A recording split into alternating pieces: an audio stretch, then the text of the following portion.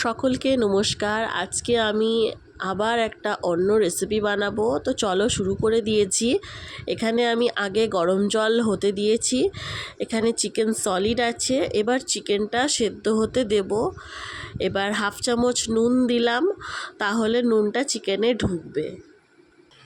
এবার ক্রাশিং বলে আমি পেঁয়াজ, রসুন, কাঁচা লঙ্কা ও কয়েক টুকরো আদা একসাথে ক্রাশ করতে হবে। এবার প্যানে অল্প তেল দিয়ে ক্রাশ করা পেঁয়াজ মশলা দিয়ে হালকা ভাজা হলে এবার আমি সেদ্ধ চিকেনটাও একটু ক্রাশ করে প্যানে দিলাম, তাহলে মশলাগুলো একসাথে মিশবে।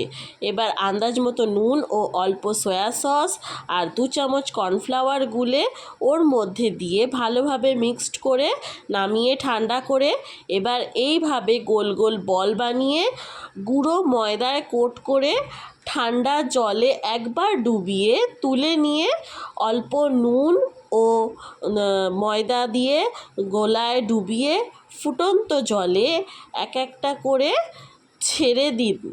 এবার কোটিং সেদ্ধ হলে নামিয়ে প্লেটে রেখে এবার একটি বাটিতে শুকনো লঙ্কা কয়েক কোয়া রসুন ও একটা গোটা টমেটো ভিনিগারে সেদ্ধ করে ঠান্ডা করে পেস্ট বানিয়ে এবার প্যানে সামান্য তেল দিয়ে পেস্ট ঢেলে দিয়ে সামান্য নুন দিয়ে ভালো করে নেড়েচেড়ে নিলেই রেডি ঝাল ঝাল সস।